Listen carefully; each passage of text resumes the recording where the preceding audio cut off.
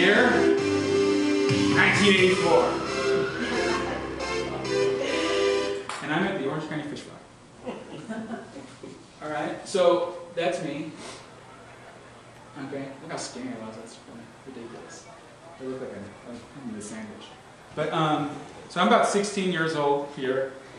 And what happened at the Fish Fry, they always have art shows. And for $15, you could buy little squares, like little, I think it was like 10 by 10 square, and you could show your art. So my dad would do it for me all the time, because all I did is paint and art, drew pictures and everything. So my parents were very supportive of that. So my dad did that.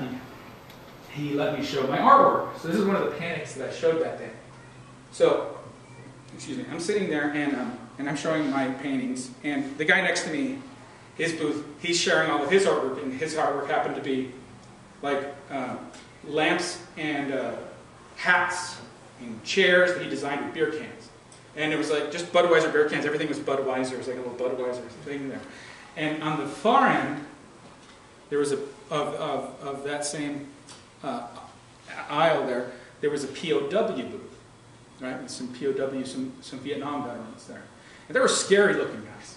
They were really scary looking. They were like the Harley guys with the big jackets and the big beards and everything, right? So I'm 16 years old. I'm sitting there in my scrawny self, listening to people tell me, whether they like my art or not. I had also a painting of a woman I did, and this woman sat there and lectured me about how I don't respect women or whatever. So it was kind of strange, but I was like, I don't even know, the first thing about women. So, so I was like, okay.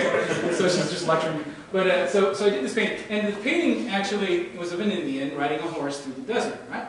And so the reason I painted it was because I was at my dad's shop. My dad had a frame shop where he would do fine frames for artwork and paintings and stuff, and I would paint there all the time. And so I saw a Marlboro ad. So advertising affected me even that early in life. And I liked the picture. I thought the picture was cool. But I tended to side with the Indians. So I took the cowboy out, and I replaced it with an Indian. And instead of holding a rope, I had a fist out. So it's like a fist out. And it was just me wanting to draw something that I thought was cool at the time. And even most of my painting, the color in my paintings were dictated by what my dad had laying around. And so these were the colors my dad had laying around. So that's why I did that. So I'm showing this painting, and it's pretty big. And at one point, one of the guys from the POW booth walked over, and he started staring at the painting. And he sat there and he stared at it for the longest time, just looking right at it, not moving. And it got to be kind of to the point where it was almost awkward. He was standing there so long. And then he looked at me and he goes, "You painted this?" I was like, "Yeah, I painted that."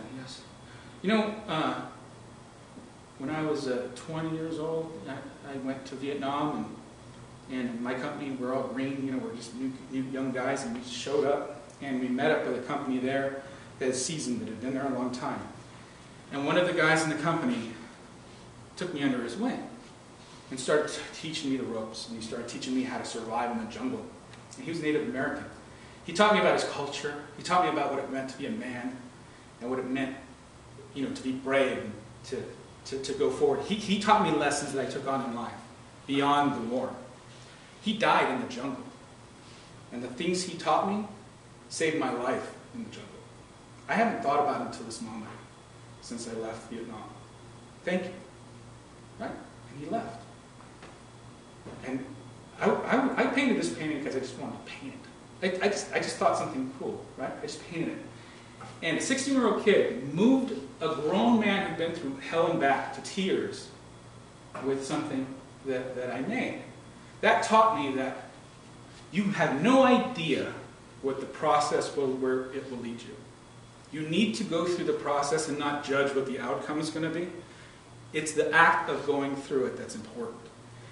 Too many people decide what they assume the outcome is going to be, and that dictates the fervor they use through the process, and dictates how much energy, who they're inviting, and what they're going to do.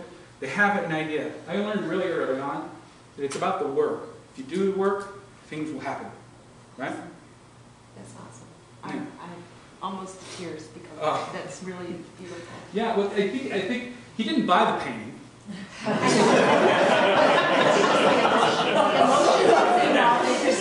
But I think he didn't buy the painting because he showed up on a Harley, and it would be hard to carry a painting